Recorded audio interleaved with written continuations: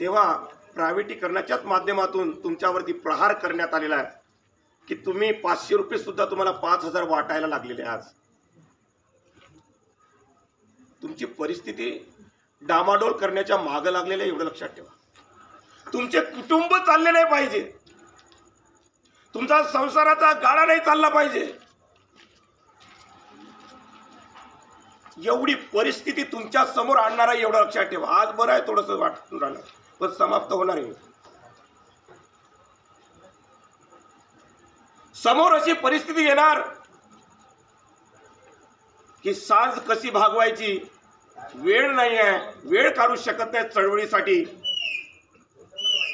घरामध्येच आम्हाला वेळ देण्यासाठी वेळ नाही आहे, असली परिस्थिती तुमच्या समोर येणार आहे. आणि याला आम्ही स्वतः कारणीभूत आहोत, एवढं लक्षात ठेवा. कारण की आम्ही दुसऱ्याच्या दावणीला बांधून घेतलेला आहे, गुलामगिरी स्वीकारली आहे, असली परिस्थिती आहे. म्हणून यासाठी आपल्या सर्वांना विनंती आहे, जागे व्हा, उठा, अन्यायाविरुद्ध लढण्यासाठी तयार राहा. आपल्या लेकरांना क्रांतिकारी महापुरुषांचे विचार द्या. अलीकडले मायबाप आपल्या लेकरांना कॉन्व्हेंट मध्ये तर टाकून राहिले,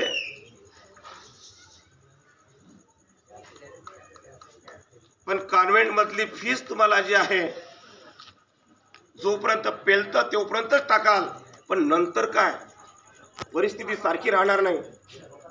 उद्याला म्हणेल कॉन्व्हेंटवाले, वर्चस्ववादी, संपत्तीवान लोक, भांडवलशाही व्यवस्थेवाले लोक, KG1 ची फीस जी आहे 50,000, 1,00,000 कुठून द्या तुम्ही? तुमचे लेकरं तुम्ही शिकू शकणार नाही. आणि आमच्या या वस्तीमधले लोक मग झाडू मारण्याचं काम करेल, गटर लाईन साफ करण्याचं काम करेल, त्याशिवाय तुम्हाला कामच दुसरे भेटणार नाही.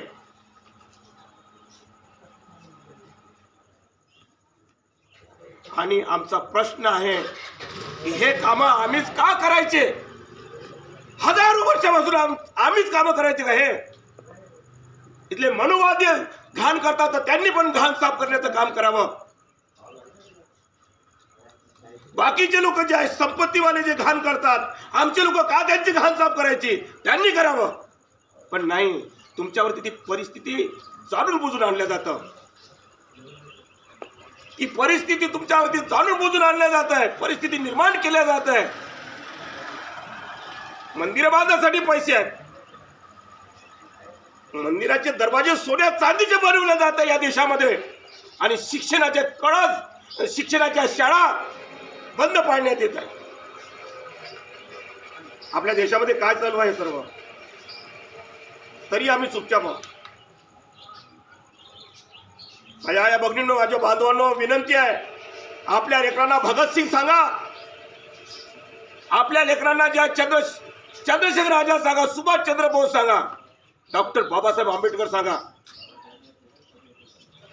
संत कबीर गाडगे बाबा सांगा. आपल्या लेकरांना शिकवा. पोरांना मोबाईल देता तुम्ही हातामध्ये, आमचे लेकरं काय पाहतात त्याच्यामध्ये?